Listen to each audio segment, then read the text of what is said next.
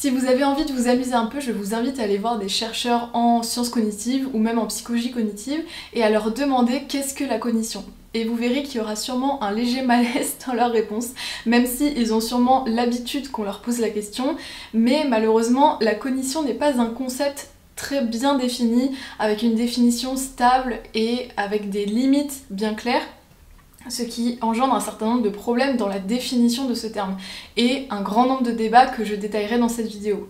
Par praticité dans cette vidéo, j'ai défini deux grands courants qui s'opposent quant à la définition de la cognition, mais ces grands courants sont faits de manière artificielle pour le bien de la vidéo, parce qu'il y a plein de théories qui parfois même s'opposent au sein même de ces courants, mais disons que j'ai préféré par praticité définir les approches inclusives de la définition de la cognition, c'est-à-dire des approches qui élargissent le concept de cognition, et des approches exclusives du concept de cognition, des approches qui sont plus traditionnelles, plus orthodoxes et qui définissent des limites assez claires et plus restrictives spatialement et théoriquement de la cognition.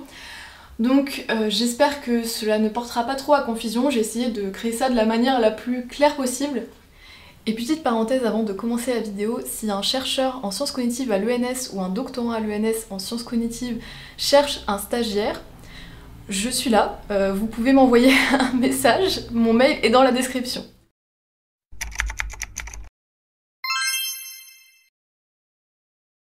J'ai tout de même décidé de commencer par vous donner une définition assez générique de la cognition pour ne pas que vous partiez de cette vidéo avec l'esprit encore plus embrouillé qu'avant d'avoir commencé cette vidéo. Donc si un jour quelqu'un vous demande qu'est-ce que la cognition, globalement la cognition ça fait référence à des activités mentales liées à la connaissance, à l'acquisition de connaissances, à la manipulation d'informations, et il y a un certain nombre de concepts et de domaines clés qui font partie de la cognition, notamment la perception, l'attention, la mémoire, le langage, le raisonnement ou encore l'apprentissage. Donc si vous cherchez sur internet à trouver des études scientifiques ou des débats sur les limites de la cognition, vous pouvez taper The Bounds of Cognition. Souvent les débats sont organisés autour de ces termes.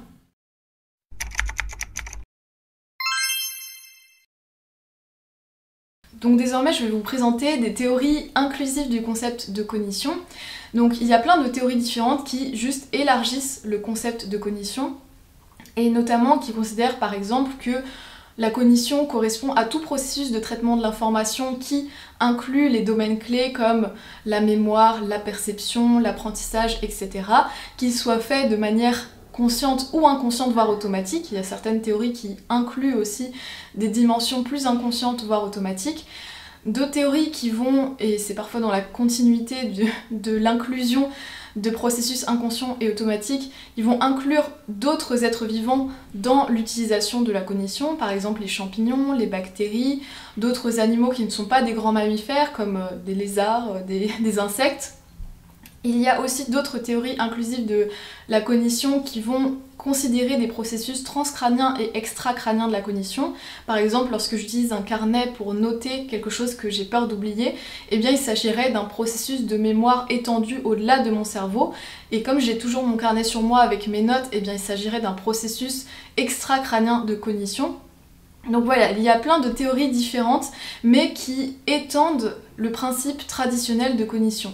Voilà, vous avez un petit aperçu de ce que l'on va aborder dans cette partie, et globalement ce qu'il faut retenir c'est que des conceptions plus inclusives de la cognition tentent d'élargir le concept plus traditionnel de cognition. Donc je vais commencer par vous présenter des approches externalistes et intégrationnistes de la cognition. Globalement il y a toujours eu ces débats externalisme-internalisme en philosophie et en psychologie. À quel point un processus s'arrête à une limite précise, à quel moment il dépasse cette limite spatiale. Et là c'est le cas pour la cognition. Est-ce que notre cognition s'arrête aux limites de notre cerveau ou aux limites de notre corps? Il y a de plus en plus une grande mode autour de la cognition incarnée que j'aborderai par la suite. Ils considèrent que la cognition est à prendre en compte à l'échelle de notre corps et non uniquement de notre cerveau. Mais il y a également des définitions de la cognition qui incluent des objets externes. J'avais pris l'exemple du carnet et du crayon, mais imaginons que vous utilisiez une calculatrice, c'est la même chose. Vous entrez des données, vous prenez en compte les données qui sortent dans votre processus cognitif. Et par exemple, Daniel Dennett est un défenseur de cette vision extracrânienne de la cognition. Il considère qu'il faut prendre en compte l'unité humain-machine lorsque l'humain utilise par exemple une calculatrice, et il ne faut pas se dire c'est un humain qui utilise une calculatrice, il faut vraiment prendre en compte l'unité cognitive, le processus cognitif entier de l'humain avec la calculatrice, un ensemble humain et calculatrice. Et il considère que c'est ce qui fait aussi notre supériorité intellectuelle face aux autres animaux, c'est le fait que nous arrivions à externaliser aussi un grand nombre de nos processus cognitifs. Et ces auteurs qui défendent des approches transcrâniennes et extracrâniennes de la cognition considèrent qu'il est plus pertinent d'étudier chez l'humain, mais aussi potentiellement chez d'autres animaux, des processus de la cognition qui sont utilisés dans la vie de tous les jours, dans leur environnement naturel, au quotidien. L'humain utilise constamment des objets pour s'aider, donc pourquoi lorsque l'on étudie l'humain, eh bien on lui retire ce qui fait partie de ces processus d'exécution au quotidien, de ces processus de cognition selon ces théories. Donc pour eux, il est plus pertinent, comme pour d'autres études sur des animaux divers, d'étudier ces animaux dans leur environnement naturel avec leurs outils du quotidien. Et je vais prendre également une comparaison qui peut-être vous aidera à mieux comprendre la vision externaliste de la cognition. Prenons l'exemple d'une araignée. Une araignée, elle va capturer sa proie, voilà, une mouche arrive dans sa toile, elle capture cette mouche, elle l'embobine autour de sa toile d'araignée, et elle va lui injecter un produit dans le corps qui va prédigérer la mouche avant qu'elle-même aille la manger. Et donc là, on peut dire qu'il s'agit d'un processus de digestion qui est réalisé à l'extérieur même de son corps. Il s'agirait de la même chose pour la cognition. Il y a des processus de cognition qui ne sont pas nécessairement effectués dans notre corps même, mais à l'extérieur de notre corps. Lorsqu'un cerveau s'allie à un objet extérieur pour un processus cognitif, on appelle cela un couplage. Et Clark a identifié 3 conditions pour que ce couplage constitue véritablement un processus cognitif à part entière. Premièrement, il faut que la ressource soit disponible de manière fiable et généralement sollicitée. Deuxièmement, toute information récupérée à partir de la ressource ou avec elle doit être plus ou moins automatiquement acceptée. Elle ne devrait généralement pas faire l'objet d'un examen critique, contrairement aux opinions d'autres personnes par exemple. Elle doit être considérée comme aussi fiable que quelque chose tiré clairement de la mémoire biologique. Et troisièmement, l'information contenue dans la ressource doit être facilement accessible lorsque cela est nécessaire. Donc si je prends l'exemple du carnet et du stylo et que j'y applique les 3 conditions. La première condition, la ressource doit être disponible de manière fiable et généralement sollicitée. Là oui, si on a notre carnet avec nous, normalement le carnet est fiable et peut être généralement sollicité. Deuxièmement, est-ce que ce que nous avons marqué sur ce carnet, nous allons y croire de manière assez automatique ou est-ce que nous allons être critiques vis-à-vis de ces informations? En général, je pense que si par exemple nous avons noté une adresse pour essayer de s'en rappeler plus tard, nous n'allons pas remettre en question ces informations puisque nous n'avons aucune raison de nous mentir à nous-mêmes. Donc techniquement, si nous avons marqué une adresse pour nous en rappeler plus tard, nous allons faire confiance à ce qui est marqué sur ce carnet. Et troisièmement, l'information contenue dans la ressource doit être facilement accessible lorsque cela est nécessaire. Là, s'il s'agit d'un carnet, nous avons juste à sortir le carnet, tourner les pages et normalement l'information est accessible. Donc globalement, nous pouvons dire que le carnet et le stylo passent et valident les 3 critères proposés par Clark. Et il y avait également un autre point que je voulais mettre en avant, c'était la notion proposée par Dawkins en 1982 de phénotype étendu. Je vais donner directement un exemple avec encore l'exemple des araignées. Par exemple, pour les araignées, la soie qui est utilisée pour leur fil fait partie de leur phénotype. Mais les figures géométriques de leur toile d'araignée font partie de leur phénotype étendu. Et pour la cognition, on peut faire le même parallèle. L'utilisation d'objets externes peut faire partie du phénotype étendu de l'humain si on considère cette théorie proposée par Dawkins. Donc la proposition de Dawkins, c'est vraiment de considérer que la limite entre le phénotype et l'environnement est assez floue. Et je vais aussi vous proposer une réflexion personnelle par rapport au floutage des limites, sur le fait que, à mon sens, la limite entre l'interne et l'externe de la cognition sera un débat qui n'aura plus de sens dans quelques années avec l'augmentation, avec les humains augmentés, avec le transhumanisme et avec un certain nombre de mécanismes qui seront utilisés et peut-être implantés directement dans nos corps et qui flouteront encore plus la limite entre cognition interne et externe. Puisque si les objets que nous utilisons actuellement à l'extérieur de notre corps sont vraiment inclus directement dans notre corps, eh bien cela n'aura plus forcément de sens de parler de cognition externe ou interne si par exemple il y a des puces qui sont directement implantées dans notre cerveau. À ce moment-là, est-ce qu'on parlera vraiment de limitation spatiale alors même que les objets feront partie intégrante de notre corps? Désormais, je vais vous présenter le principe de parité. Donc le principe de parité, c'est un argument qui a été présenté par des intégrationnistes et des externalistes pour montrer l'absurdité du fait de ne considérer que la localisation spatiale de la cognition. L'argument est le suivant: si ce processus externe se trouvait dans le crâne, nous le qualifierons de cognitif. Par conséquent, même s'il n'est pas dans la tête, nous devrions tout de même le considérer comme cognitif. Donc là, l'argument, c'est de dire que on ne devrait pas juste considérer la dimension spatiale, mais surtout le mécanisme même qui fait de la cognition ce qu'elle est. Puisque si pour un même mécanisme, qu'il soit à l'intérieur du cerveau ou à l'extérieur, c'est ce qui définit le fait qu'il soit cognitif ou non, cela pose problème. Même s'il s'agit d'un bon argument en soi, cet argument a été un petit peu retourné contre eux, puisque à ce moment-là, les détracteurs ont commencé à dire oui, mais soit, dans ce cas, on ne va pas juste considérer la localisation, mais le fait que un processus interne et externe soit similaire. Et s'ils sont similaires, dans ce cas, on dira que le processus externe peut aussi être considéré comme cognitif. Et par exemple, on va prendre la mémoire, le processus de mémoire, et on va comparer un processus interne de mémoire avec un processus externe de mémoire et voir s'ils sont similaires. Par exemple, on compare un processus de remémorisation avec le fait de prendre son carnet et son stylo et de voir ce que l'on a noté en pense-bête il y a 2 semaines. Donc il faudra tourner les pages, lire ce que l'on a noté, prendre en compte ces écritures symboliques et les réanalyser. Et donc là, ils vont commencer à dire mais ces processus-là ne se ressemblent pas du tout. C'est 2 processus qui sont vraiment différents, même si la même tâche de remémorisation est effectuée, le processus même pour arriver à se remémorer est vraiment différent. Et donc c'est pour cela que, après cet argument, ce contre-argument plutôt, certains intégrationnistes ont finalement dit que la similitude entre des processus internes et externes n'était pas importante, mais que l'important c'était la complémentarité entre ces processus et que le but était de prendre la cognition dans son ensemble en incluant ces processus internes et externes, peu importe qu'ils se ressemblent ou non. Je vais désormais vous présenter la cognition distribuée, qui est une dimension et une étude de la cognition qui est plus sociale, puisque en général, lorsque l'on étudie la cognition, c'est vraiment plus à l'échelle de l'individu, alors que l'individu est tout le temps en rapport avec d'autres humains, du moins très souvent. Donc on rejoint la même critique qui a été faite précédemment du fait d'étudier l'humain dans son environnement naturel. Un humain dans son environnement naturel a des rapports avec des objets, et a aussi des rapports avec d'autres humains. Et il y a une interaction avec ces autres humains, et il y a une co-construction avec ces autres humains.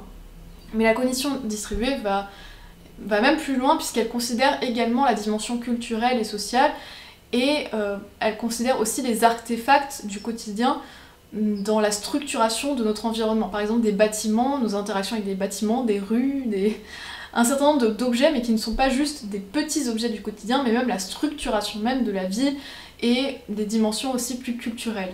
Donc je vais vous donner l'exemple de Hutchins, je ne sais pas du tout si son nom se prononce comme ça, et assez souvent je fais des vidéos où j'écorche totalement le nom des auteurs que je cite, et après on m'envoie des messages privés pour me dire comment prononcer ces noms. Mais donc si je vais mal prononcer son nom, prévenez-moi, je ne le prendrai pas mal. Hutchins, lui, il étudiait l'interaction entre un certain nombre de membres d'équipage d'un navire, mais il n'étudiait pas à l'échelle d'un individu, ou même à l'échelle juste de l'interaction entre 2 individus, il prenait vraiment l'équipage entier en tant qu'unité cognitive à étudier. Et comme une forme d'étude computationnelle de la cognition, où chaque neurone est considéré par une unité, et toutes ces unités sont connectées entre elles et forment une unité plus large, et bien là c'est la même chose. Il va prendre un humain en tant que neurone, on va dire, et il étudie l'interaction entre tous ces humains, il va former une unité plus large de la cognition. Donc c'est une manière d'étudier la cognition de manière plus sociale, mais après on peut étudier les interactions entre les individus. Il y a plein d'échelles que l'on peut utiliser pour étudier la cognition dans une dimension sociale. Désormais, je vais vous présenter l'approche 4E, 4E de la cognition. Et je pense que c'est bien de connaître ce terme, même si ça englobe des sous-catégories qui sont plus ou moins connues les unes par rapport aux autres. Donc l'approche 4E de la cognition, c'est considérer que la cognition est un concept qui doit s'étendre à 4 dimensions qui commencent par E. Donc il y a une cognition, je vais traduire en français, donc c'est pour ça que cela ne commence plus par E. La cognition incarnée, intégrée, en action et étendue par des processus et structures extracrâniennes. Donc il faut considérer que cette évolution est issue notamment du fait de considérer qu'il est coûteux pour le corps d'utiliser sa cognition. Et donc à partir de ce moment-là, que l'on considère que c'est coûteux pour le corps, on peut se dire qu'il est logique que notre corps utilise des stabilités, des références externes stables pour déléguer ses tâches cognitives et vraiment considérer ces régularités de l'environnement comme des informations essentielles dans la cognition et comme des informations qui peuvent être utilisées à tout moment plutôt que de recréer l'information par nous-mêmes, utiliser ces régularités pour inférer un certain nombre d'informations. Donc c'est pour cela qu'il y a tout de même une certaine logique derrière cette intuition d'une cognition qui irait plus loin que la cognition juste interne et juste intracrânienne. C'est vraiment de considérer que comme il est coûteux d'utiliser notre cognition, eh bien considérer que nous utilisons notre environnement à bon escient pour nos processus cognitifs ne serait pas totalement absurde. Donc désormais je vais présenter la cognition incarnée, qui est un type de cognition notamment qui fait partie des 4 E de la cognition et qui est très à la mode en ce moment en sciences cognitives, le développement de ce type de cognition.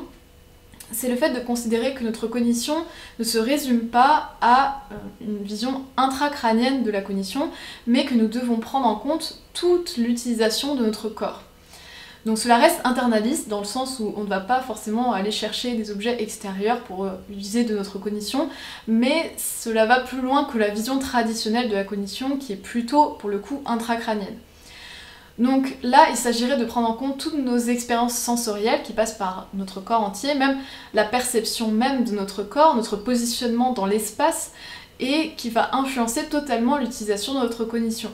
Bon, là encore, même dans cette théorie, je dirais qu'il y a différentes visions qui sous-tendent cette théorie. Il y en a qui veulent vraiment, on va dire, révolutionner le terme de cognition, et bon, c'est peut-être un terme un peu fort, mais vraiment étendre le terme de cognition et prendre totalement en compte le corps dans l'utilisation même de ce terme, et comme faisant partie du processus de cognition, et d'autres qui vont plus considérer qu'il faut prendre en compte l'influence énorme du corps sur notre processus de cognition, mais qui vont quand même considérer que notre cerveau est le siège de la cognition. Donc souvent dans la cognition incarnée, il y a 2 mécanismes qui sont mis en avant, le mécanisme bottom-up et top-down. Donc bottom-up, c'est les informations du corps qui proviennent jusqu'à notre cerveau et qui influencent notre cognition, et top-down, c'est notre cognition qui influence notre corps. Donc là, pour le coup, ce serait dans une vision plus d'influence mutuelle. Mais il y en a qui considèrent qu'on doit prendre en compte notre corps comme une forme d'unité dans la création de notre cognition.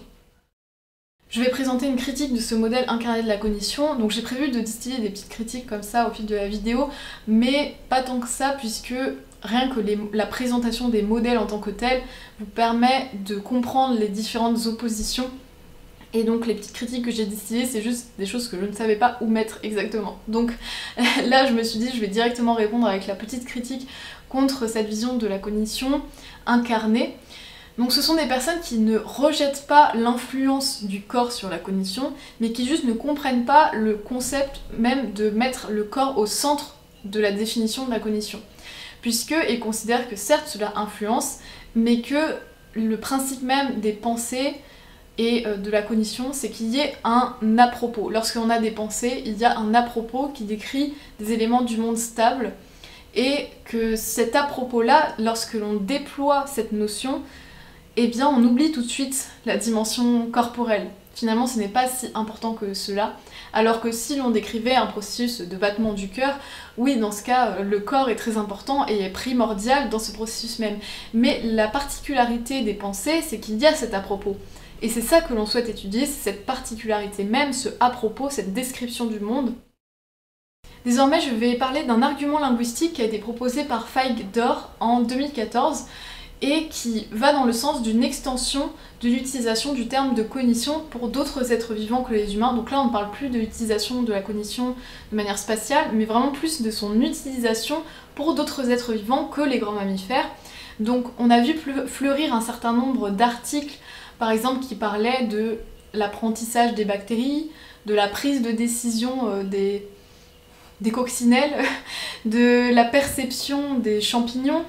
Voilà, c'est un certain nombre de vocabulaires qui sont utilisés et qui en général sous-tendent la cognition. Par exemple la perception, la mémoire, l'apprentissage, ce sont des termes qui sous-tendent la cognition et ces termes sont utilisés pour des champignons, pour des bactéries, pour des insectes, ce qui a peut-être intrigué certaines personnes et ce qui a participé au glissement de l'utilisation de la cognition, puisque maintenant on utilise ce terme beaucoup plus pour d'autres animaux que les grands mammifères par rapport à avant. Donc comme je le disais, cela a intrigué un certain nombre de personnes, l'utilisation de ces termes pour d'autres animaux ou d'autres plantes, des bactéries, etc. Mais pour l'auteur, il s'agit d'une utilisation qui ne pose aucun problème et qui est bien légitime, dans le sens où ce n'est pas parce que nous avons utilisé un terme de manière anthropocentrée pendant des décennies que la manière dont nous l'avons utilisé détermine la manière dont nous pourrions l'utiliser ou la manière dont nous devrions l'utiliser. Puisque la manière dont nous avons utilisé un terme n'exprime pas forcément tout le potentiel de ce terme. Il peut y avoir tout un potentiel d'utilisation par exemple d'un mot, mais le fait que nous n'utilisions ce mot que dans certains contextes. Et là, il pense que c'est la même chose pour ces termes-là. Ces termes ont un potentiel bien plus large que juste l'utilisation dans le cadre d'humain. L'auteur nous dit que les verbes et concepts d'activité sont bien plus inclusifs que les verbes et concepts d'objet. Et là, il s'agit de verbes et concepts d'activité, qui réfèrent donc à une activité et qui ne sont pas nécessairement appliqués par des humains. Et c'est là qu'il faut prendre en compte la définition même de ces termes-là. Parce que un certain nombre de personnes pensent qu'il s'agit de métaphores. Par exemple, lorsque je dis qu'une coccinelle prend une décision, qu'il s'agit d'une métaphore qu'elle ne prend pas réellement de décision. Lorsqu'on dit qu'une bactérie mémorise, qu'il s'agit encore une fois d'une métaphore, qu'il ne s'agit pas vraiment de mémorisation. Pourtant, il y a des verbes qui font directement référence à un certain sujet qui doit porter le verbe. Par exemple, le verbe miauler. Il s'agit nécessairement d'un félin qui miaule. Mais si je prends le verbe mémoriser, eh bien cela ne fait pas forcément référence aux humains. Ce n'est pas nécessairement un humain qui mémorise, ce n'est pas dans la définition même de mémoriser. Et de même, si j'utilise le terme pirouette, eh bien il s'agit par exemple d'une danseuse ou d'une gymnaste qui va faire une pirouette, un gymnaste. Et donc je peux utiliser ce terme pour dire qu'une planète fait une pirouette autour du soleil, et à ce moment-là, oui, il s'agit d'une métaphore puisque la planète ne peut pas vraiment faire de pirouette. L'extension de l'utilisation de ces concepts psychologiques a souvent été rejetée a priori sur la base d'intuition du fait que ces autres animaux, ces plantes, etc. ne posséderaient pas les modules nécessaires pour l'utilisation de ces termes. Sauf que déjà ces modules-là ne sont pas nécessairement inclus dans la définition même de ces termes, et de plus il faudrait arriver à prouver empiriquement que ces animaux, ces plantes, etc. ne possèdent pas les modules nécessaires pour l'utilisation de ces termes.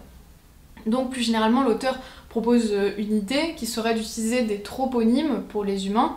Donc par exemple, si je prends le terme tourner, qui est un verbe général, eh bien je peux utiliser le troponyme pirouetter, qui est un terme plus spécifique, qui est réservé à l'utilisation des danseurs, des gymnastes, etc.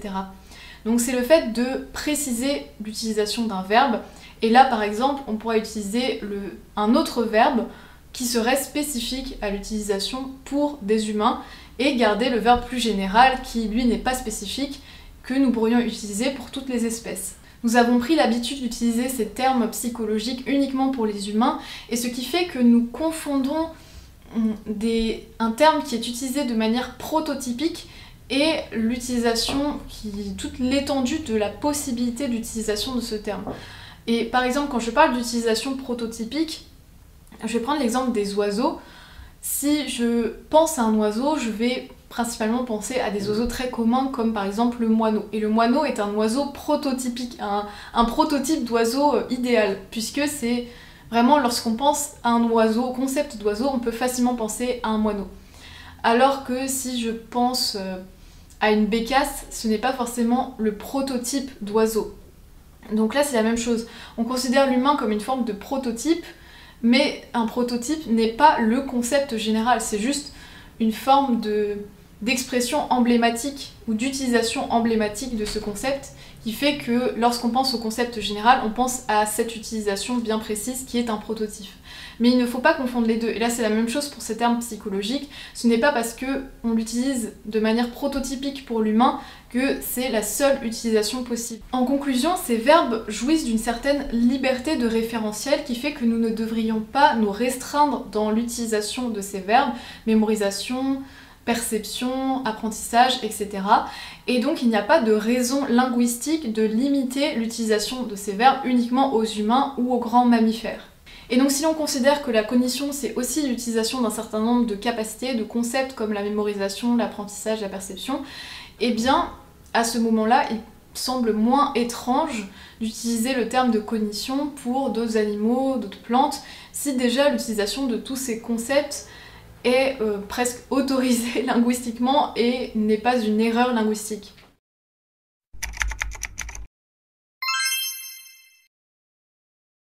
Bon, désormais je vais parler de la cognition et donner des théories qui sont plus exclusives, des théories plus traditionnelles, orthodoxes de la définition de la cognition, et qui, notamment pour certaines, incluent un raisonnement plus dit de haut niveau, qui serait réservé à l'humain et aux grands mammifères, et qui inclurait des raisonnements de type abstrait, complexe, et des prises de décision, des capacités de raisonnement qui ne seraient pas accessibles à n'importe quels animaux ou n'importe quelle plante, mais je vais aussi présenter des théories plus intracrâniennes de la cognition, donc là on revient à la dimension spatiale et le fait que la cognition serait uniquement dans le cerveau.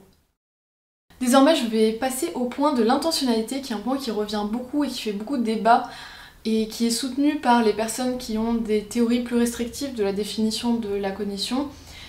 Parfois il y a un argument assez similaire qui est l'argument de la conscience, mais que je ne vais pas aborder ici, je vais surtout me concentrer sur l'argument de l'intentionnalité. Et ces personnes disent que pour qu'un animal puisse faire preuve de processus cognitif, il faut qu'il puisse avoir vraiment une intention dans ces processus-là, qu'il puisse presque comprendre ce qu'il fait. Par exemple, si une bactérie compte de manière automatique ce qu'il y a autour d'elle, ou a des concepts visio-spatiaux automatiques, eh bien il n'y a pas d'intentionnalité dans son action, donc pas de cognition selon ces personnes. Bon, là je suis en train de dire des choses théoriques sur les bactéries alors que je ne sais absolument pas si elles ont une capacité de comptage ou non. Donc je vais me taire sur ce point et je vais prendre un exemple précis de bactéries qui est l'exemple des salmonelles, de certains types de salmonelles que vous avez peut-être rencontrés lors d'un voyage en Afrique ou dans d'autres pays, et cette rencontre n'a pas dû être très joyeuse. Et ces salmonelles-là vont pouvoir mémoriser certains éléments de leur environnement, mais justement il s'agit d'un processus automatique, pas forcément intentionnel, quoique il faudrait peut-être le prouver. Et donc les personnes qui soutiennent cette théorie considèrent que si l'on utilise le terme de mémoire, de mémorisation, il s'agit d'un terme métaphorique et non exact. Mais bon, ce terme d'intentionnalité fait débat, non parce qu'on pense que les bactéries ont une intentionnalité, mais plutôt l'inverse, parce que l'intentionnalité, la conscience, etc. chez l'homme sont remises en cause en tant qu'argument décisif pour la cognition, puisqu'on peut considérer que l'humain est autant déterminé que d'autres animaux, ou que les bactéries, que les plantes, etc. Un autre argument qui est souvent donné par les défenseurs de définitions plus limitées de la cognition est un argument assez intéressant qui consiste à dire qu'il faut se différencier du courant behavioriste, que les sciences cognitives ont à se différencier de ce courant-là. Donc pour rappel, le courant behavioriste, c'est un courant de psychologie qui considère que nos comportements observables ont surtout été influencés par des processus de réponse réflexe à des stimuli donnés. Et donc ces personnes-là considèrent que pour que les sciences cognitives se différencient de ce courant behavioriste, il faut inclure d'autres dimensions, plus des processus cognitifs de haut niveau, plutôt que de n'observer que le comportement et de ne pas prendre en compte les représentations mentales ou le principe d'intentionnalité.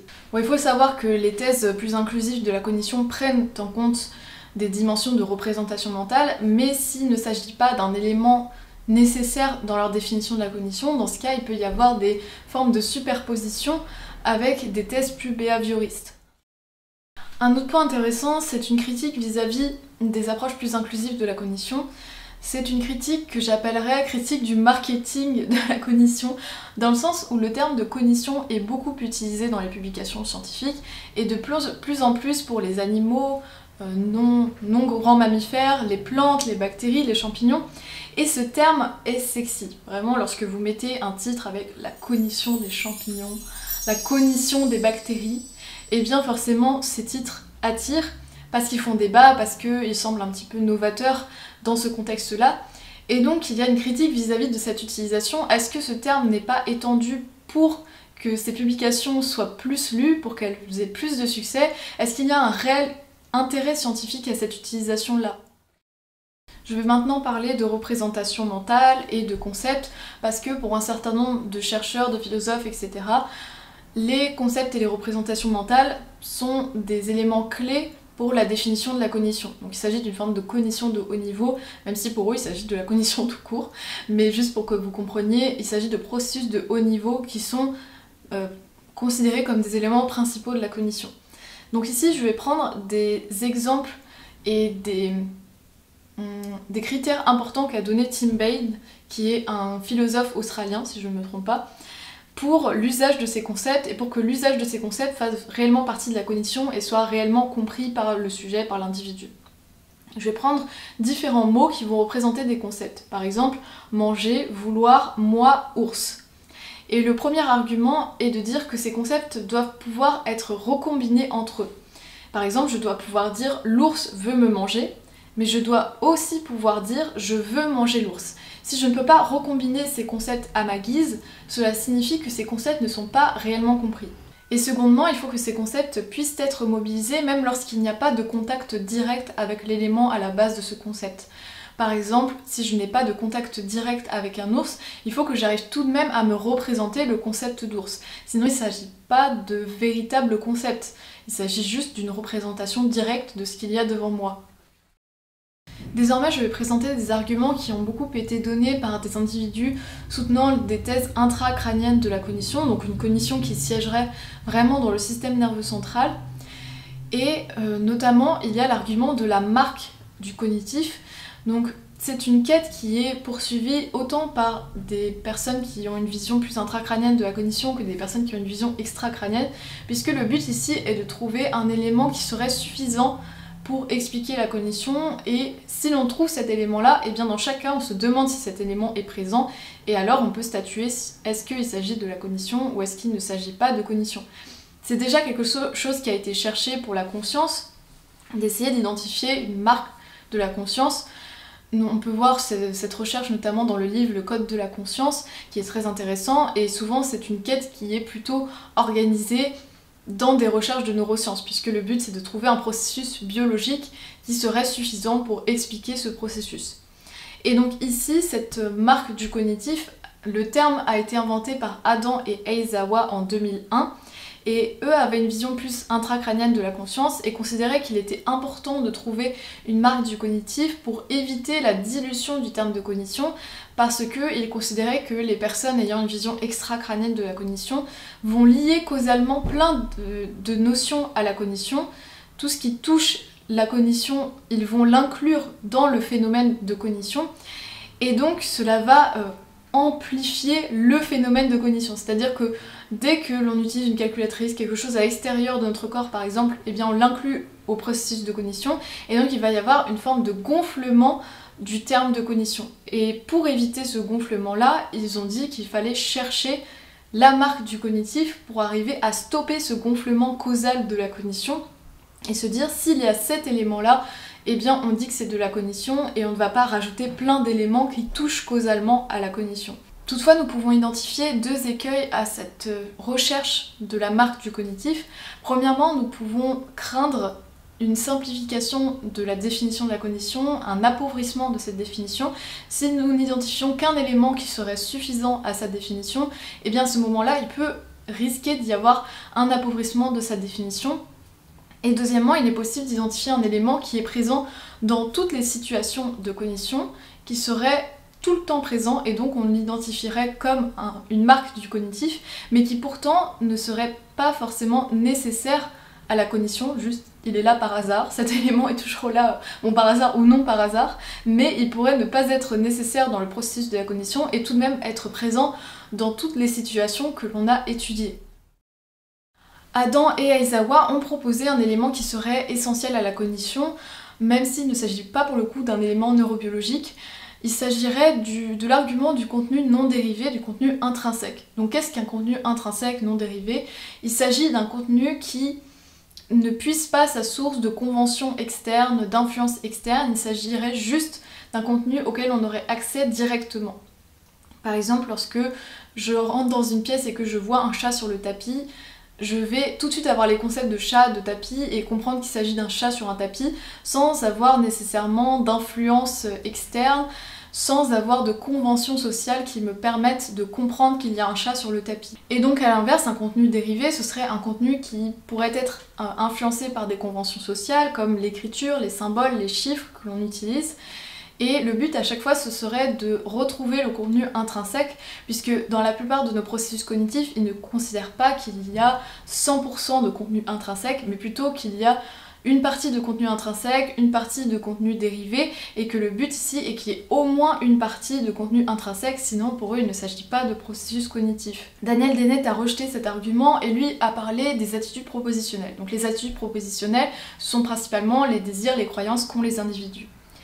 Et il nous dit que ces concepts qui sont liés à ces désirs, ces croyances, sont influencés par des normes extérieures, sont influencés par ce que les autres pensent de nous, ce que l'on pense de telle ou telle convention sociale, et pourtant il s'agit bien de cognition.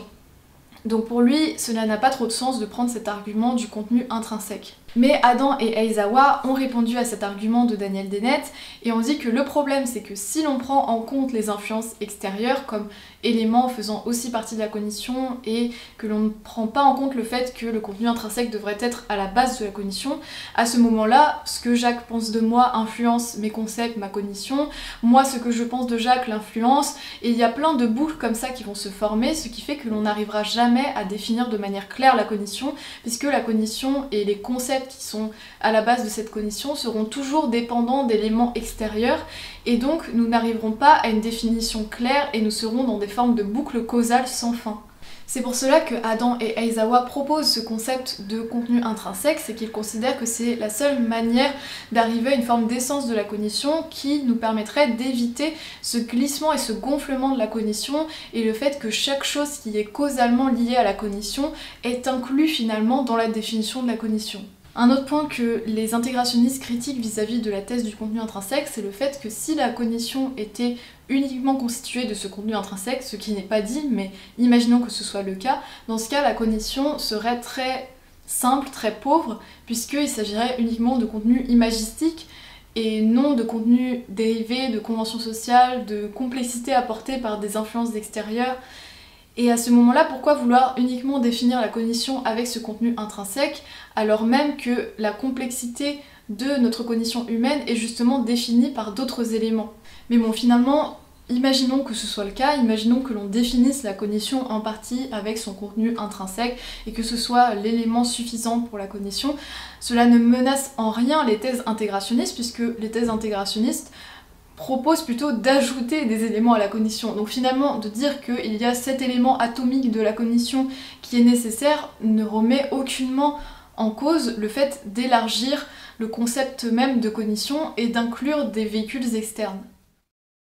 Un autre argument à l'encontre des thèses plus inclusives de la cognition est l'argument du fait de se méfier des apparences, puisqu'il considère que un certain nombre de personnes qui ont une vision plus inclusive des définitions de la cognition ont tendance à beaucoup se baser sur les apparences. Ce qui a l'apparence de la cognition en termes de comportement, cela signifie que cet individu, cet animal, cette plante fait preuve de cognition parce que ces mécanismes s'apparentent à de la cognition, de manière comportementale.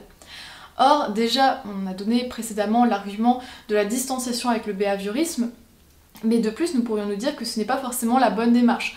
Dans le sens où, si l'on se base par exemple sur le test de Turing, il peut y avoir des machines qui ressemblent fortement au comportement humain, mais qui pourtant ne sont pas des humains. Des machines qui nous semblent avoir des émotions parce qu'elles agissent comme si elles en avaient, mais qui en réalité n'en ont pas, juste parce qu'elles ont été programmées pour donner des réponses, dire des phrases qui, par exemple, sont des phrases de type « j'ai mal »,« je souffre »,« je suis triste », mais qui pourtant ne ressentent aucune émotion. Et donc il faut se méfier des apparences, il faut se méfier des comportements, puisque cela pourrait être exactement la même chose pour la cognition, et que par exemple des animaux et des comportements qui ressemblent à de la cognition mais qui en réalité ne sont pas de la cognition, ou même que des machines, tout simplement, des intelligences artificielles, aient des comportements qui ressemblent à de la cognition car on a précodé des phrases qui nous donnent l'impression qu'elles font preuve de cognition mais qui en réalité n'ont pas de mécanisme sous-jacent de cognition. Ces chercheurs, ces philosophes considèrent qu'il faut beaucoup plus s'intéresser,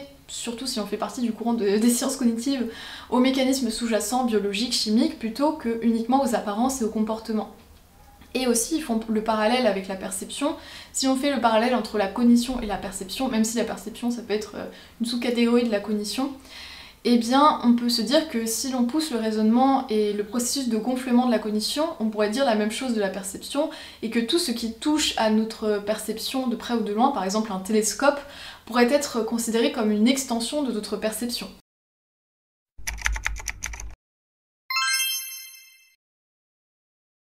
Désormais, je vais parler de la cognition en tant que terme cluster, puisque la cognition, on pourrait tout simplement se dire, mais il s'agit d'un ensemble de propriétés, pas forcément unifiées, mais on peut l'étudier en tant qu'ensemble de propriétés. Et est-ce que, en tant que terme cluster, nous pouvons étudier la cognition en tant qu'entité naturelle? C'est ce que propose Boyd, même s'il ne parle pas directement de la cognition dans son texte, mais j'ai trouvé son texte très intéressant parce qu'il parle de ces termes clusters. Boyd propose en 1991 le concept de cluster de propriétés homéostatiques, et nous pourrions dire que la cognition rentre dans cette catégorie. Donc déjà, il commence par rappeler ce que Hacking propose en tant que définition d'une entité naturelle selon 3 aspects fondamentaux. Donc premièrement, cette entité est définie par un ensemble de propriétés ou de relations nécessaires et suffisantes. Deuxièmement, la possession de ces propriétés est en fait, plutôt qu'en logique, indicative d'un très grand nombre d'autres propriétés méthodologiquement intéressantes. Et troisièmement, les propriétés définissantes sont naturelles plutôt que sociales. Bon, Boyd cite Hacking, mais finalement il va un petit peu se distancier de ce qu'Hacking dit, notamment sur la dimension sociale. Il considère qu'il y a des éléments qui ont une part de social, mais qui sont quand même des entités naturelles. Mais bon, ce n'est pas le plus important ici. Le plus important, c'est qu'il donne plusieurs arguments qui sont très intéressants et qui le distancie aussi de d'autres éléments qui ont été donnés par Hacking. Et notamment le fait qu'il dit qu'il y a des entités naturelles qui peuvent avoir des éléments suffisants et nécessaires, mais que ces éléments sont finalement assez réducteurs, donc on peut définir ces entités naturelles par un ensemble aussi d'autres propriétés qui s'ajoutent à ces éléments qui seraient nécessaires et suffisants. Et donc à ce moment-là, si l'on accepte que certaines entités naturelles seraient très réduites et pauvres si l'on les définissait uniquement avec des dimensions nécessaires et suffisantes, et donc que l'on prend en compte des propriétés additives, pourquoi ne pas tout simplement prendre en compte pour un certain nombre d'entités naturelles l'ensemble de ces propriétés? Et donc c'est là qu'il va considérer que finalement il y a un certain nombre d'entités pour lesquelles il n'y a pas de dimension nécessaire et suffisante, mais que nous pouvons tout simplement prendre en compte l'ensemble des propriétés qui sont très importantes dans la définition de ces entités, et que nous pouvons tout de même les considérer comme des entités naturelles. Et il va notamment prendre l'exemple des espèces, puisque les espèces, dans la définition même, et dans le principe même de la théorie de l'évolution, il ne faut pas qu'il y ait de principes nécessaires et suffisants pour la définition de chaque espèce, puisqu'elles sont vouées à évoluer. Il y aura des espèces intermédiaires, il y aura, par le principe de sélection naturelle, une évolution de ces espèces-là, et en plus le principe même d'espèce a été défini par l'humain. Les barrières entre les espèces ont été définies par l'humain pour les classifier. Mais pourtant, ces différentes espèces, en tant qu'entités naturelles, n'ont pas de définition très limitée et très claire, n'ont pas de principe nécessaire et suffisant pour chaque espèce, mais nous les considérons tout de même comme des entités naturelles. Donc je propose ici, et un autre auteur l'avait proposé, mais je le mettrai dans la description, je mettrai mes différentes sources, de ranger la cognition dans cette catégorie d'entités naturelles avec un certain nombre de propriétés, un cluster de propriétés homéostatiques comme l'a proposé Boyd, et finalement considérer que la cognition n'a pas besoin d'éléments nécessaires et suffisants pour être considérée comme une entité naturelle, et qu'elle peut être tout de même considérée comme une entité naturelle tout en considérant uniquement toutes ses propriétés et l'ensemble de ces propriétés en tant que noyau, même s'il n'y a aucune de ces propriétés qui est nécessaire ou suffisante.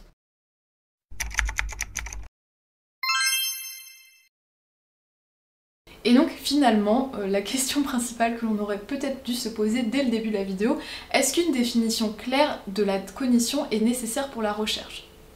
Et il y a Colin Allen, qui est un spécialiste de la Fondation des sciences cognitives, c'est un philosophe, qui a écrit un article qui se nomme On Not Defining Cognition, qui est assez intéressant, et qui dit que finalement, les chercheurs en sciences cognitives ne devraient pas être plus embarrassés par la non-définition de la cognition que les biologistes par la non-définition du terme de vie. Parce que par exemple, les biologistes ne s'empêchent pas d'étudier la vie sans avoir une définition très claire de ce qu'est la vie. Donc là c'est la même chose, cela n'empêche pas d'étudier la cognition sans avoir une définition très claire de la cognition.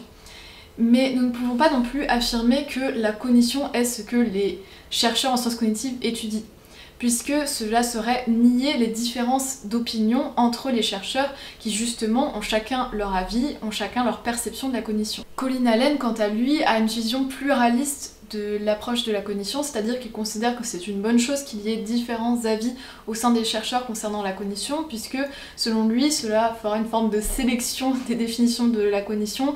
Les meilleures théories des définitions de la cognition survivront sur le long terme. Et donc je vais finir cette vidéo sur le fait que certes il n'y a pas besoin d'avoir de définition exacte de la cognition pour faire de la recherche sur la cognition, mais que rétrospectivement il est tout de même intéressant de se baser sur les cas pratiques de cognition pour revoir les modèles, les définitions que l'on a créées sur la cognition. Par exemple, d'étudier les intelligences artificielles, la robotique, et voir si ces modèles de cognition correspondent à des définitions que l'on a déjà engendrées par le passé. Et pour la robotique, on se rend compte que par exemple le modèle 4E de la cognition n'est pas forcément pertinent, que des modèles plus traditionnels, computationnels sont plus pertinents, des modèles d'apprentissage par renforcement par exemple. Mais bon, bien évidemment que l'observation de la cognition artificielle a ses limites puisqu'elle n'a pas forcément exactement le même fonctionnement que la cognition organique, donc il faut prendre tout cela avec des pincettes. Dans tous les cas, j'espère que cette vidéo vous aura plu, n'hésitez pas à me partager vos réflexions en commentaire et à bientôt.